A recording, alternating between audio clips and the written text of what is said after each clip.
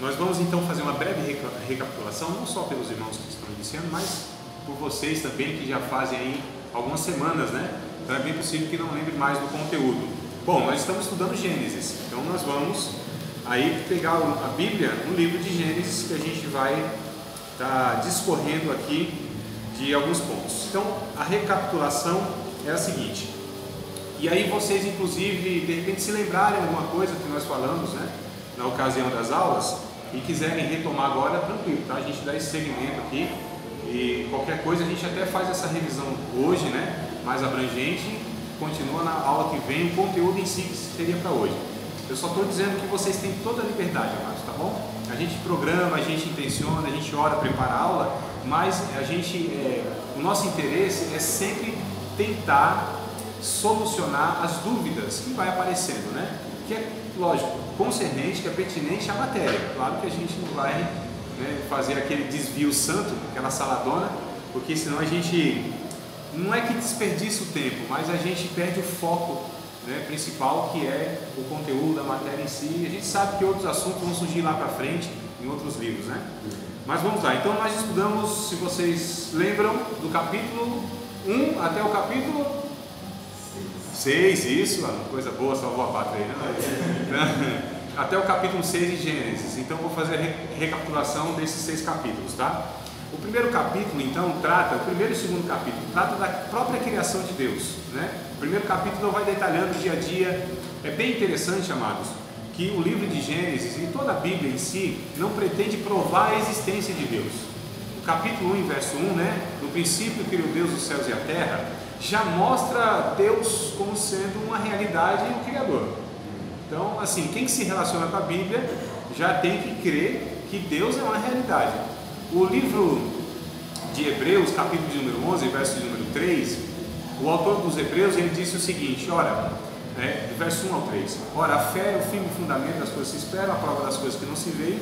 Pela fé entendemos que os mundos foram criados pela palavra de Deus, de maneira que aquilo que se vê não foi feito do que é aparente. Então, os mundos foram criados pela palavra de Deus. O próprio Deus é o Criador e chega, né, já criando e mostrando que Ele é o autor de tudo isso que nós contemplamos, visível e invisível.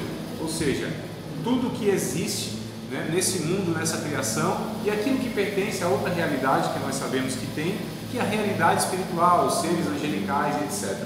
Então Deus é o Criador e Deus fez tudo quanto Ele foi determinando segundo um propósito que Ele tinha. E Ele cria tudo isso com uma finalidade, para colocar a coroa da criação, que é o ser humano, que foi feito à sua imagem e semelhança, a partir do verso 26, do capítulo 1, né? Verso 26 e 27. Façamos o homem conforme a nossa imagem, segundo a nossa semelhança, tal, tal e tal. O capítulo 2 detalha, então, a criação homem. Parece que repete, né? Fala, como no capítulo 1, verso 26 e 27, Deus criou o homem, e agora o capítulo 2 está mostrando de novo a criação do homem. Não é que está mostrando de novo, é que agora o capítulo 1 era abrangente, mostrando que Deus estava criando todas as coisas. Céus, terra, animais aquáticos, terrestres, aéreos, né? Fauna, flora, o espaço e tudo mais. E o capítulo 2 então vai trazer o foco para o homem, que é o principal dessa criação. E o capítulo 2 então detalha este homem, segundo a imagem de Deus, a semelhança de Deus e tal. O capítulo 3 já mostra esse homem, né, ou ser humano, representado aqui no casal, e aí já nós discutimos ou falamos que o casal, o nome deles era Adão. Vocês chegaram a assistir alguma aula, não? Comecei, mas eu acabei dormindo. Oh, varão, rapaz. Quanto tempo assim você chegou antes de Eu dormir? estudei a segunda aula, eu consegui ver 25 minutos. 25 minutos da primeira aula. Na segunda aula. Você pulou a primeira? Não, porque quando eu entrei, ele não estava aparecendo a primeira aula. Ah, entendi. Aí depois, quando eu já estava no metade do vídeo, que eu consegui visualizar. Tá. 25 minutos, aí foi arrebatado. A minha unção está maior do que Paulo, né? Porque Paulo pregou horas para o cara dormir, né? 25 minutos o cara já dorme, então eu estou mais ungido que Paulo. Não, porque assim, eu estou falando já, né, nós discutimos, eu sei que são expressões meio, poxa, assim, como assim? O nome do casal era Adão. Qualquer coisa a gente recapitula, ou até mesmo no privado lá eu posso esclarecer para vocês, ou até vocês fiquem à vontade, tá? Qualquer expressão aí for meio estranha, né? Então esse casal era perfeito, esse casal ele era harmônico, não havia, né, pecado na natureza deles, e eles decidem então se rebelar contra Deus pela tentação de um ser, né, que a Bíblia depois vai falar e vai mostrar claramente que é um anjo caído, que é Satanás, no capítulo 3. O capítulo 4 e o capítulo 5 mostra que a descendência desse casal, Abel, Caim, eles assumem ou eles têm a natureza dos seus pais, que isso é a consequência do pecado até nós, inclusive, né? Então nós somos, né, fruto da desobediência desse casal. Então fala assim, André, mas o que eu tenho a ver com esse casal? O que eu tenho a ver com a desobediência dele? Se eu estivesse lá, não teria pecado daquela forma. Ah, não. Claro que tinha, né? Lógico que tinha. Então, nós temos a mesma natureza. O que aconteceu com aquele casal aconteceria comigo, com você, com todos nós. Porque, de fato, algumas perguntas, pelo menos eu entendo que há na cabeça das pessoas, até mesmo pelas perguntas que a gente vem recebendo, né, ao longo desses anos aí. E as perguntas são bem semelhantes. Se Deus sabia, isso é fato. Deus sabia que tudo isso ia acontecer. Deus é onisciente. Ele não é responsável pelo que aconteceu porque ele sabia, mas ele sabia. E se Deus sabia que criando esse homem isso ia acontecer, ou seja, ele desobedeceria comendo daquela árvore que Deus disse para não comer, por que Deus colocou aquela árvore? Vocês nunca se perguntaram isso? Já? Tá? Alguém quer dar uma pista, alguma coisa assim? Não vale nota, fique tranquilo, pode falar. Não? Vocês nunca me ouviram falar alguma coisa a respeito? Não? Então vamos lá. Bom, amados, se Deus sabia, porque eu como homem pensaria, não vou colocar essa árvore aqui para o meu filho, porque meu filho ele vai fazer isso que eu sei que ele vai fazer, então eu evito. Porém, havia um propósito de Deus, quando cria Deus cria duas criaturas, duas classes de criaturas diferentes, mas semelhantes em alguns aspectos. Quais são as duas classes? Anjos e seres humanos, seres angelicais e seres humanos, né? São diferentes porque de fato são diferentes na natureza e em uma série de aspectos, mas são semelhantes pelo fato de que Deus cria querendo um relacionamento, e para haver relacionamento tem que ter liberdade, porque Deus quis um relacionamento de amor e não um relacionamento de como se criasse uma máquina, um robô que você comanda, você faz uma programação e vai fazer exatamente aquilo, não vai mudar, né? Como Deus cria seres livres, porque Deus queria uma relação de amor, então Deus correu o risco, né? Qual foi o risco? Desse homem decidir não amar Deus, porque para amar é necessário ter a possibilidade de não amar, porque deve ser livre escolha, deve ser decisão em amar o outro, não é isso? Então quando Deus coloca aquela árvore, é para que o homem decidisse livremente escolher servir a Deus, amar a Deus, obedecer a Deus ou não. Então Deus corre um risco porque é inevitável toda relação de amor não ter risco de não ser amado. Tanto os anjos fizeram isso antes da criação. Em Jó capítulo de número 38, verso 6, verso 7, vai nos mostrar que os anjos foram criados anterior a esta criação aqui, né? Então são seres que foram criados antes. A rebelião aconteceu antes. Rebelião lá no céu. E o que acontece? Então, essa árvore é um propósito para que Deus possa dar ao homem a liberdade de escolhê-lo ou não. E o homem não escolheu Deus. O homem, ele se rebelou contra Deus, ele rompeu com Deus, né? Após essa ruptura, aí a gente já viu todas as consequências que teve, e até hoje nós sabemos muito bem. As consequências na criação, as consequências em uma sociedade, as consequências no âmbito individual. Entrou a morte, não só a morte física, porque Deus disse, no dia que vocês comer, vocês vão morrer.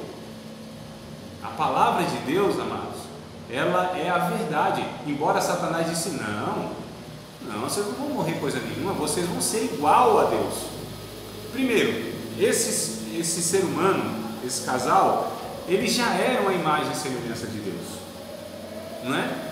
Ótimo, imagem e semelhança de Deus, coisa boa. Mas o que o diabo estava querendo colocar no coração deles não era só isso.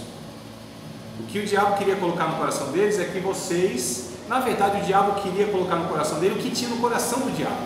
E o que tinha no coração do diabo? Ser Deus, não é? Serei semelhante ao Altíssimo, exaltarei meu trono, edificarei nas mais altas nuvens, não é essa fala do diabo lá em Isaías, me falha a memória? Isaías, né? Ezequiel e Isaías. Então a gente percebe, amados, que o diabo não fez nada mais do que projetar o seu pecado nesse casal. E aí eles caíram, né? Ou seja, queriam então ser independentes de Deus. Vocês serão igual a Deus, quer dizer, não precisam de Deus. Quem não precisa de Deus, então acha que é quem? Deus. Só que é impossível a criação ser a parte do seu Criador. Todas as coisas, amados, foram criadas por Deus, foram mantidas e são mantidas por Deus, e foram resgatadas por Deus. Então Deus é criador, é mantenedor e é resgatador da sua criação quando ela se perde. Ele é o autor e é o consumador de todo esse processo, né? Então Deus é o alfa, é o ômega, é o princípio, é o fim. Deus é o autossuficiente, Deus é o autoexistente, Deus é aquele que sustenta todas as coisas pelo seu poder. Deus não precisa de ninguém, não teve conselheiro, não pediu opinião de ninguém, criou com um propósito. Capítulo de número 43 de Isaías, verso 7, se não me falha a memória, vocês até confiram aí, por favor, a referência. Às vezes eu erro, quer dizer, muitas vezes eu erro nas referências, né? E vocês me ajudam aí quando vão conferir. Mesmo porque nós estamos aqui estudando a Bíblia, então vamos ler Bíblia, vamos ler, inclusive, no intuito de gravar a Bíblia, né? Amados, tem um propósito nosso aqui, viu? Dessa turma. Ao final do curso, que possamos decorar todos os 31.173 versículos da Bíblia.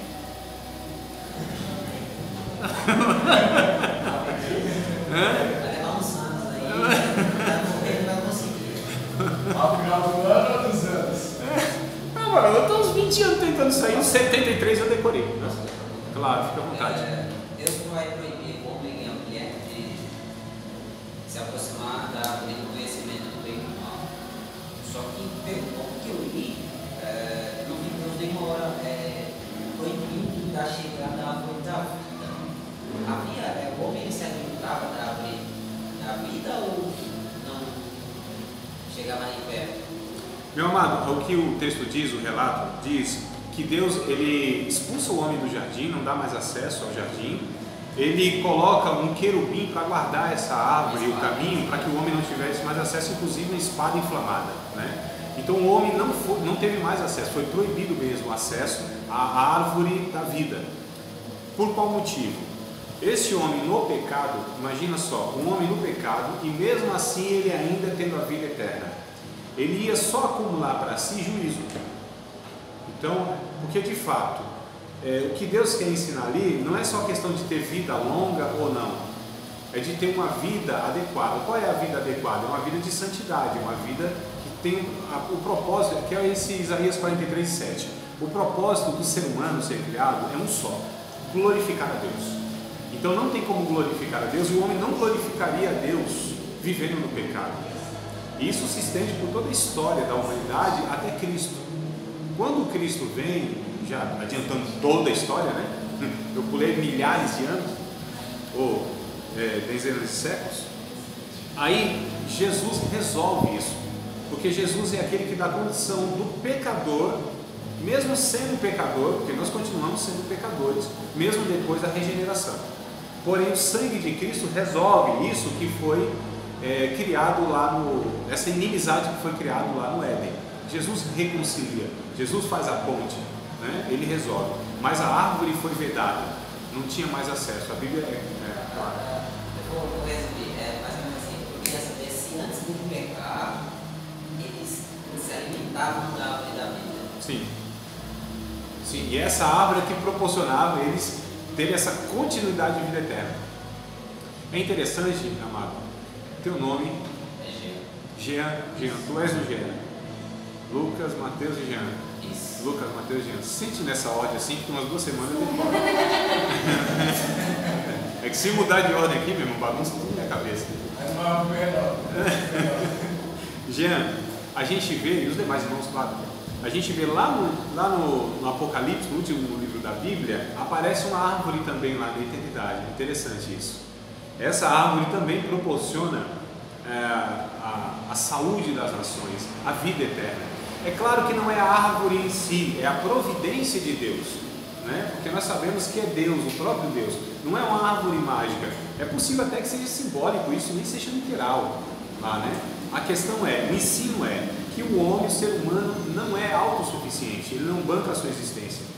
O ser humano, ele nunca, nem na eternidade, ele será a parte de Deus e terá uma eternidade, uma vida eterna a parte de Deus. Não, Deus sempre será o sustentador de tudo, porque fora de Deus, a parte de Deus, não há possibilidade de vida.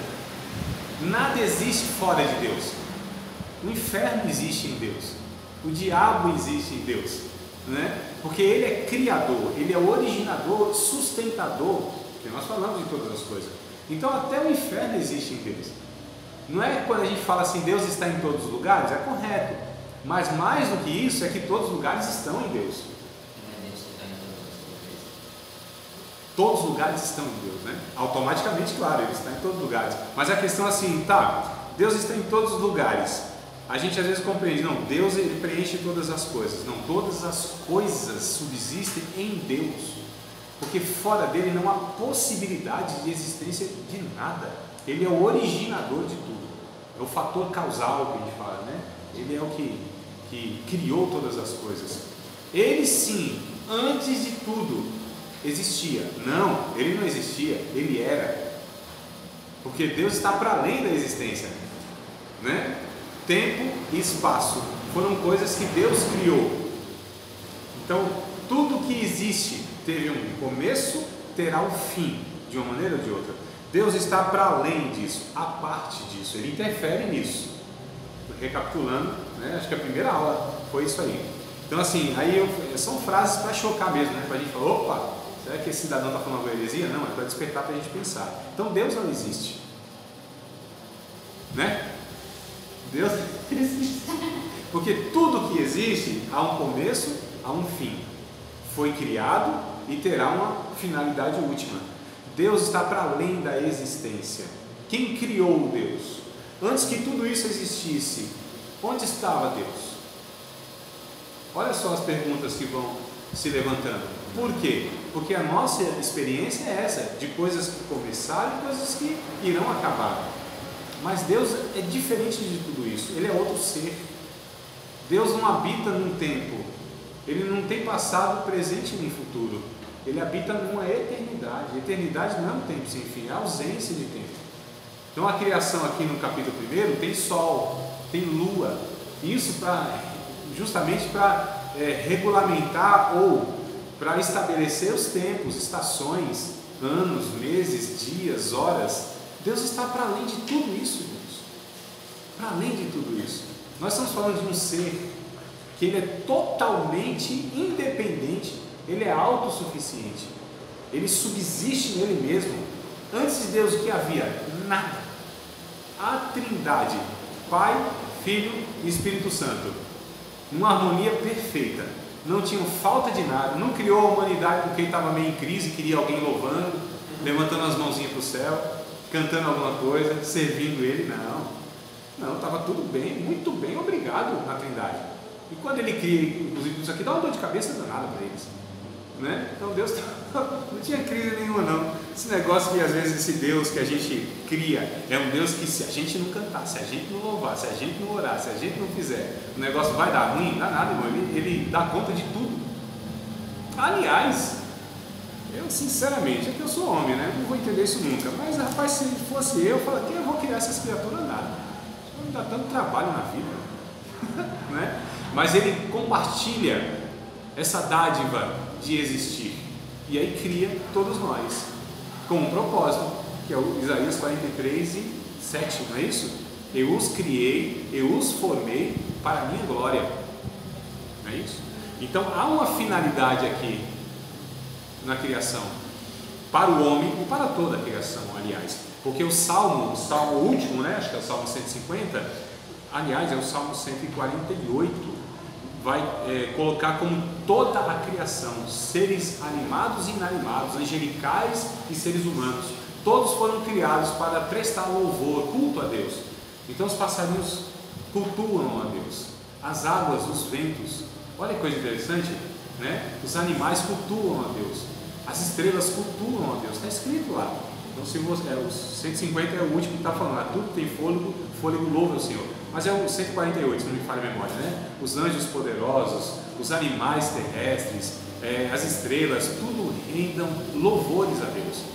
Então, isso aqui tem uma finalidade. Deus não criou ao acaso, por nada, sem propósito. Mesmo porque nós falamos em outras aulas que Deus é aquele que é objetivo, Ele tem objetividade em tudo. Ele faz tudo exatamente com um propósito definido, claro, com um significado real. Não é? Não tem algo que Deus fez assim, por fazer porque estava assim, sem muita criatividade. Não, tudo, exatamente tudo. Tudo. É por isso, inclusive, que tudo pertence a Ele. E tudo tem que funcionar para finalidade, aquilo que Ele criou. Né? Então, se o homem não glorifica a Deus, por exemplo, está fora da sua finalidade. Não está fazendo aquilo para que foi criado. É mais ou menos aquilo que a gente faz, porque o brasileiro sabe muito bem disso que eu vou falar agora. Pega imagine que isso aqui é uma chave de fenda. Aqui, ó. Sabe o que o brasileiro faz? Vidro do carro para sustentar, porque o negócio está zoado. Não é não? Imagine que isso aqui é um tijolo. Aí ele coloca assim embaixo do estrado da cama porque está caindo. Não é? Que coisa interessante. Imagine que isso aqui é um alicate, aí ele pega para bater prego. Ou seja, essas coisas não foram criadas para essas finalidades aqui, estão sendo usadas de uma maneira despropositada, né? Então, quando o homem não glorifica a Deus, quando essa criação, aliás, na verdade, irmãos, o grande problema da criação somos nós, né? Somos nós, não é a criação em si. Mas está tudo errado, hein, André? Terremoto, aquecimento global, né? Tanta coisa assim. Não, quem que está causando tudo isso na humanidade desde sempre? Nós. O meu filho de 12 anos falou: pai, o ser humano, se ele deixasse de existir, a Terra agradeceria. Meu filho de 12 anos já chegou nessa conclusão. Já pensou? E é verdade, né? Nós estragamos tudo isso aqui. Vocês já viram, por exemplo, um papagaio falando mal, fofocando de outro papagaio? Não faz isso, né, irmão? Não faz isso. Vocês já viram assim um assassinato de um leão contra uma zebra? Não é assassinato. Assassinato é uma coisa, sobrevivência é outra, né? Assassinato, rapaz, esse leão aqui cometeu um zebrimicídio. A gente não ouve isso, né? Mas nós fazemos tudo isso, nós prejudicamos essa harmonia que havia aqui no capítulo 1, capítulo 2. O capítulo 3 mostra então o que nós causamos aí, o que o pecado causou em toda a criação. E o capítulo 4 vem mostrando que já essa geração desse casal, ele foi assumindo então todos esses pecados. Aparece um homem lá chamado de Lameque, né? É o primeiro que tem duas esposas. Olha, já saiu fora do propósito de Deus, né? Matou o homem e ainda justificou porque matou. Aí o capítulo 5 já vê essa genealogia do primeiro casal. Vem o Abel, vem o Caim. Aí o Caim já mostra de fato quem era o ser humano: egoísta, rebelde, né? Então mata o seu irmão, seu próprio irmão. É o primeiro homicídio que tem. A terra clama por esse homicídio, porque Deus pergunta: cadê o teu irmão, Caim? Olha que coisa interessante. Deus é muito pedagógico e misericordioso. Quando o homem peca, ele não vai lá e já vai punindo. Onde estás, Adão? Sempre disposto a ir resgatar, sempre disposto a ir retomar, não é? Essa comunhão. Onde estás, Adão? Ô Caim, cadê teu irmão? E lá sou eu, o guardador do meu irmão? Não é educado, né? Não é assim que se responde para Deus. Sou eu o guardador do meu irmão? Porque a terra está clamando. O sangue do teu irmão clama desde a terra. A criação já está fazendo oração a mim. A criação já está gemendo, porque você interferiu com o pecado. Olha só, capítulo 5, capítulo 6, irmão, uma sociedade totalmente depravada, homens orgulhosos, violentos, né? Possuindo as filhas dos homens e tal, aquela mistura toda, gigantes na terra, homens soberbos, violentos, capítulo 6. E aí Deus disse: não, o meu espírito não vai contender para sempre, não vai, habitar para sempre com o homem. E aí o que ele fala? Fala: olha, os dias deste homem serão 120 anos. E aparece então Noé, e durante 120 anos eles constroem uma arca. Nessa arca Deus dá um reiniciar, um reset, um reboot, né? Começa de novo. E isso, formatação, cara. Só que o vírus estava lá, não teve jeito, cara, né? Porque eles vão para a arca, constroem aquilo lá, 120 anos pregando e ninguém dá ouvido. O tal do Noé consegue a sua família, assim, amado. Só uma observação. O vírus, eu acho que era as mulheres do filho de Noé, porque elas são de fora, né, da linhagem. Olha, na verdade, mas assim, a questão é que todos, independente do... Ali existe uma discussão, né? Eu só coloquei como vírus porque elas estão fora, né? Do que Deus chamou Noé, sua esposa e seus filhos. Teoricamente elas são de fora, são da mesma linhagem que aquele povo que foi todo destruído por Deus. Então acho Sim, entendi. Elas são o vírus imputados. Mas você sabe que o problema era o Noé? O problema era o Noé. O que a Bíblia diz? Quando o dilúvio acaba e ele sai, ele planta uma vinha, enche o caneco. Né? Então assim, na verdade, é o ser humano. Não é nem um nem outro. Porque quando a gente vê na história, lá para frente, né? A gente vê que é o ser humano. Se é Israel, se é da tribo de Judá, se é sacerdote, é o ser humano. Então é o ser humano, ele se perdeu desde o casal.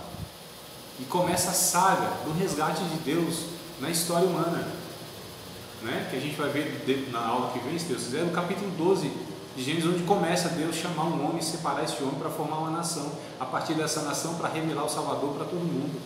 Resumir a Bíblia toda aqui. É isso, né? Então, na verdade, a gente percebe no capítulo 6, essa corrupção da humanidade se tornou mesmo violenta, maligna, né? Nenhuma novidade. Então a gente às vezes fala: nossa, quanta violência hoje, né? Nossa, quanta maldade hoje. Irmãos, desde sempre, desde o que o homem pecou, só aumenta a proporção. Hoje nós temos 8 bilhões de seres humanos, aí a proporção é maior. Hoje nós temos informação e nós sabemos dessa violência quase que ao vivo em muitos lugares do mundo. Então nós temos mais informação de uma forma mais volumosa, mas a maldade em si, o ser humano, ele não difere em nada lá desses primeiros, né, que habitaram a terra, porque a natureza é a mesma, a massa é a mesma. O que mudou? Tecnologia, conhecimento, conforto. É por isso que a Bíblia ela serve para cada um de nós hoje, século 21, né, um país desenvolvido, cheio de conhecimento, porque trata do ser humano que não mudou absolutamente nada na sua essência, na sua natureza, na massa, é a mesma. A gente vê até uma comparação que está falando. Nossa, hoje está igual Sodoma e Gomorra, como se o tempo de agora você ter mais, não sei, mais tranquilo que antigamente, nessa época. Sim. Fala, estou comparando agora com Sodoma e Gomorra, parece que nessa época antes era pior do que essa. Mas agora acho que é a mesma coisa. É a mesma coisa, não muda, porque é o ser humano. Né? É por isso que a Bíblia nós chamamos que é um livro de arquétipos. Uma palavra interessante, né? Vale anotar. Arquétipos. Arquétipo. O que é um arquétipo? É uma representação. Então, quando a gente fala de Adão, quando nós falamos do Caim, quando nós falamos de Lameque, quando nós falamos de Abraão, de Isaac, de Jacó, de Davi, de Moisés, de Josué, quando nós falamos de todos esses homens, eles nos representam, é a mesma coisa. É por isso que esses homens não são extraordinários, eles todos são ordinários. Todos eles são ordinários, né? É uma boa palavra para falar aqueles que vão pregar, né? Vem para o seu irmão e diga aí: você é um ordinário. Né? irmão Jean, não faça isso em casa, é muito perigoso, viu? Eu ia falar outra coisa, você é extraordinário. Porque muitas vezes a gente fala, nossa, Abraão, nossa, Isaac, nossa, Jacó, de fato, tinham virtudes que também nós temos. Nossa, Elias orava em Deus assim, assinava embaixo. Elias disse, segundo a minha palavra, não vai chover. Elias disse isso. Ele era o manda-chuva, né? São Pedro perdia feio por Elias. Quem manda essa bagaça é eu. Não vai chover. Segundo a minha palavra, depois de 3 anos, vai chover. Aí a Bíblia vem lá em Tiago dizendo, Elias era sujeito às mesmas paixões do que nós. Não tem diferença. Extraordinário é Deus usando todos esses ordinários. Né? Extraordinário e a glória sempre tem que ir para Deus, amado. O vaso é de barro. Nós somos da mesma massa. Eu não sou melhor em nada do que vocês, e nem vocês são melhores do que mim em nada. Talvez seja por isso que Deus fez o homem de barro, para que ele não se achasse melhor do que ninguém, mais ou menos isso. Olha, depois que o homem pecou, ele podia ter sido feito de estrela, irmão. Exatamente, mas o fato da originalidade dele. Sim, da terra. Da Exato. terra, de alguma forma Deus queria mostrar para ele que ele tinha que ser humilde. Exato. Inclusive, irmão, já é muito interessante, obrigado por trazer essa pergunta, esse posicionamento, esse pensamento. A palavra humilde, ela vem de humus, né? Humus vem de terra. Então a palavra exatamente é essa, humilde. Humus, ser humano, humus terra, né? Ser é uma entidade, humus, é uma entidade que veio da terra. É a humildade, o chão que está sob os nossos pés. Todo mundo nivelado por baixo. Todos nós somos argila, barro. De lá viemos, para lá tornaremos, diz o texto bíblico. E aí não tem como não ser humilde. É por isso que eu me orgulho da minha humildade. Humilde? Humus. E ser humano, né? Do humus. É um ser humus, um ser humilde, um ser da terra. É o vermelhinho. Quando Deus cria Adão, a palavra Adão no hebraico quer dizer Adam, é Edom, vermelho. Né? De fato, até para mostrar que ele veio lá da argila, do barro vermelho. É bem interessante isso aí, bem interessante. O Eclesiastes vai falar que é o homem. O homem não é nada, não é ninguém, é um vazio, é vaidade, é oco. Tiago vai falar um vaporzinho que aparece, daqui a pouco já se desfaz. Quem é o Salmo 8, né? Se não me falha a memória, 8, verso 3, alguma coisa assim. Quem é o homem para que te lembre dele, o filho do homem para que o visites? Quem é o homem, irmão? Não é nada, não é ninguém. Rompe-se uma veia capilar no cérebro, o cara fica todo torto, não fala direito, não anda direito. Não é? Entra uma bactéria microscópica no seu organismo, o cara morre. Você vê só. E aí é uma humilhação, né, meu? Não?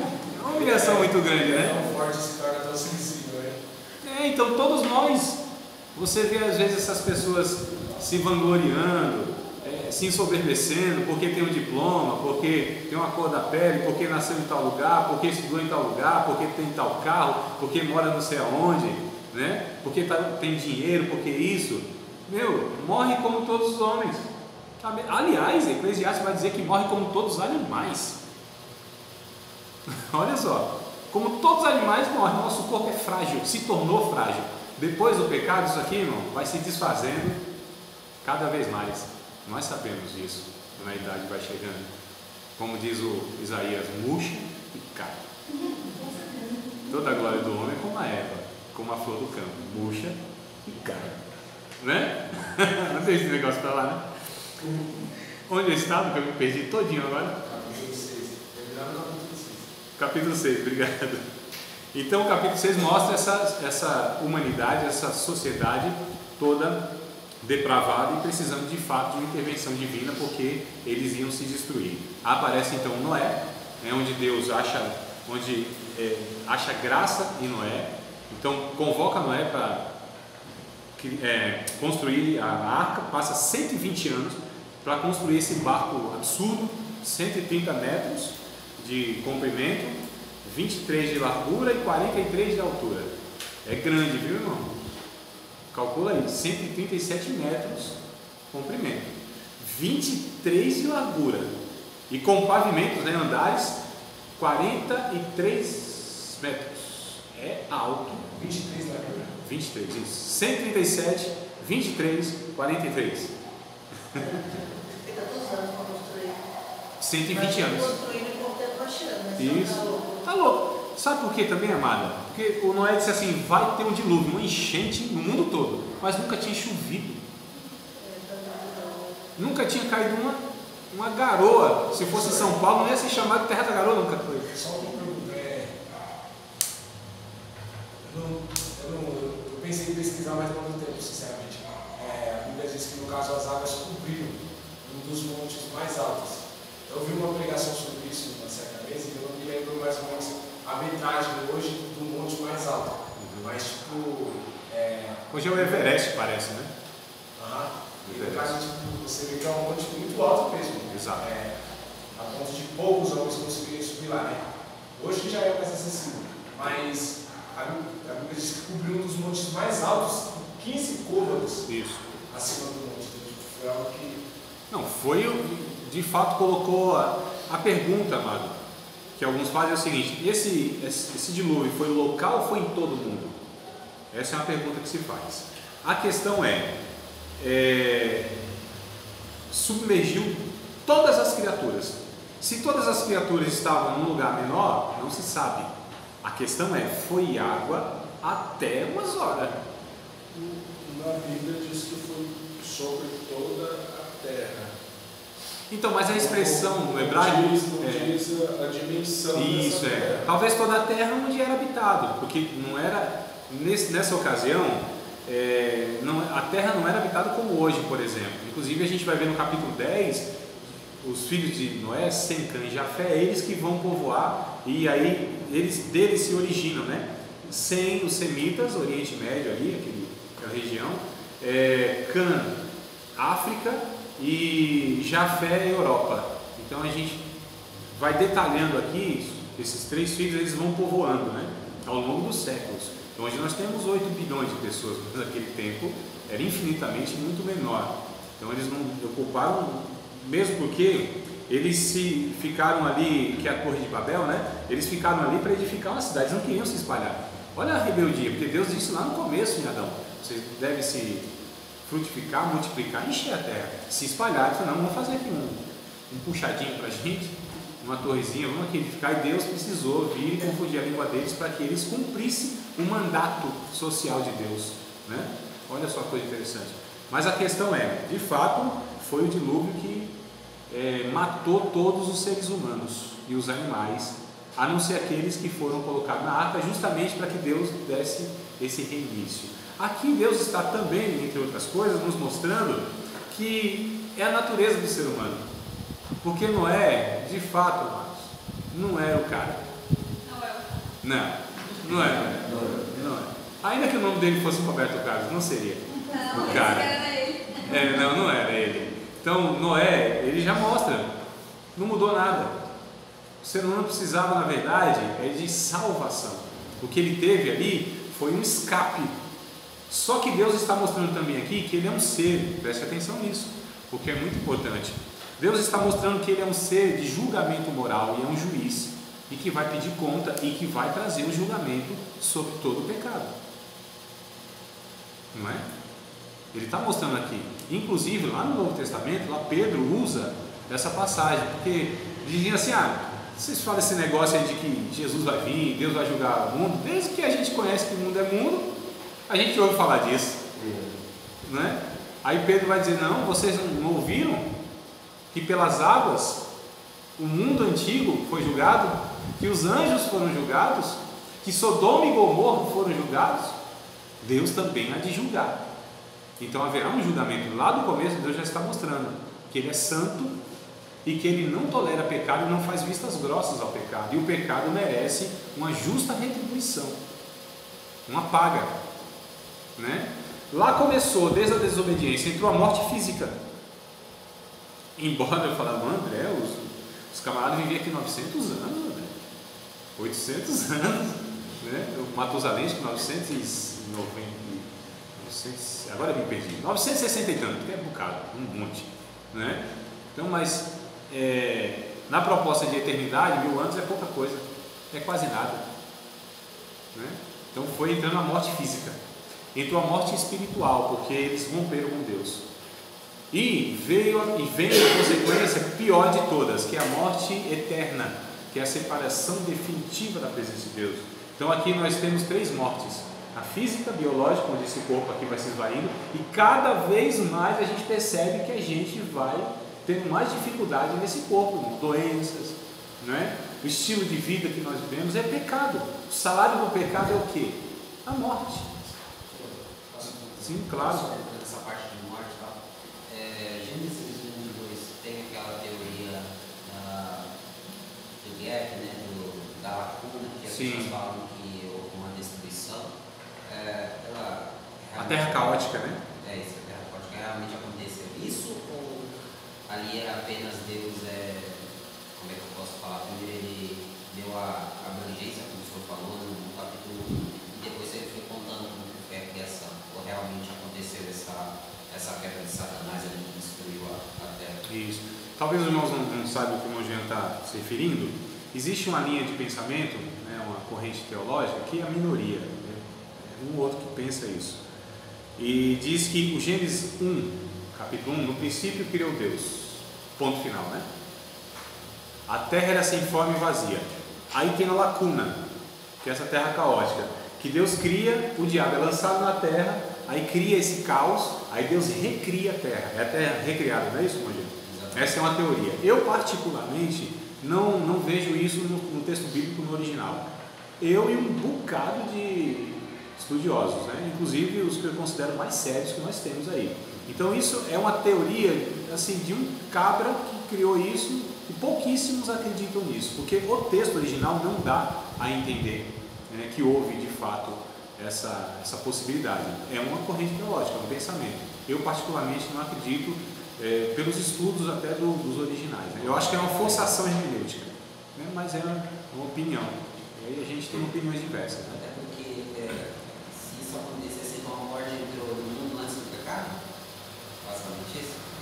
Se houve essa destruição, então a morte entrou no mundo. Isso, você vê como se encaixa? Antes do pecado. Aí não se encaixa, né?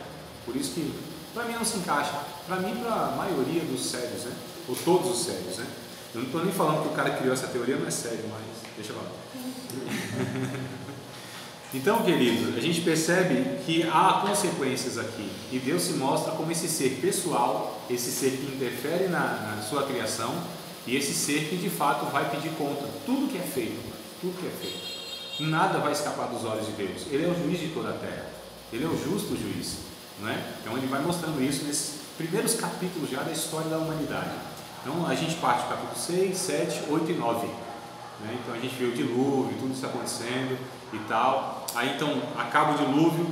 Amados, 40 dias foi a chuva torrencial, mas o dilúvio, entre a chuva e o final do dilúvio, as águas escoaram, isso aí foi 1 ano. Então Noé passa 1 ano na arca. Aí fala assim: mas André, e os animais? Você não faz a pergunta que eu estou fazendo com vocês. E os animais? Coube? Sim, coube. Todos os animais foram necessários. Acredito, inclusive, que todos foram filhotes, né?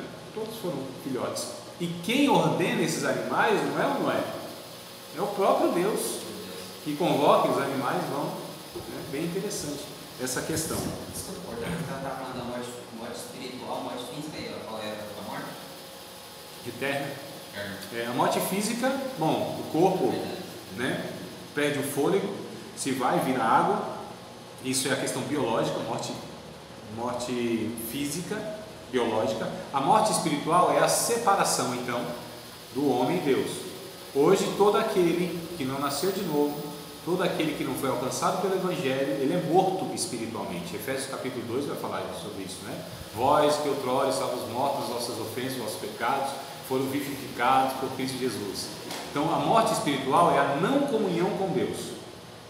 Tanto é que quando a pessoa é alcançada pelo Evangelho, o que a Bíblia diz? Que ele é regenerado, não é isso? Ele é gerado novamente, é lhe dado a vida.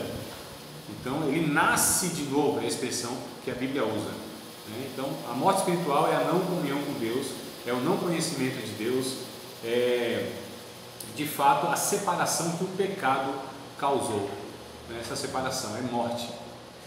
É interessante que Jesus disse assim: as palavras que eu vos tenho falado são espírito e vida, né? A parte de Jesus não existe vida. Ele disse: eu sou o caminho, a verdade e a vida. Lá em João capítulo 14, verso 6, que é o que está escrito isso, né? Jesus, eu sou o caminho, a verdade e a vida. A vida que Jesus se refere ali não é a vida biológica. O original na língua grega está escrito: eu sou o caminho, rodós, que vem de rodovia, né? Rodós, caminho, a verdade, a aletheia, que não é a verdade que contrapõe a mentira, mas é a realidade. Então quando ele diz assim: eu sou a verdade, eu sou a realidade, aquilo que é real. Olha só. E eu sou a vida lá não é bios. A palavra do grego bios é para vida biológica, vida animal. Ele disse: eu sou a zoe, a vida espiritual. Então ele é o único que pode dar a vida espiritual. Todos os caminhos levam a Deus? Não. Toda religião ela traz a vida? Não. Pelo contrário, nenhuma religião traz a vida. O único que traz a vida é o próprio autor da vida, é o Cristo, não é? Então a vida espiritual só Deus pode dar. Só Deus pode salvar o homem. Só Deus pode recriar. Olha que coisa interessante. Segundo aos Coríntios 5:17. Os que estão em Cristo é nova criação, né? As coisas velhas passaram e agora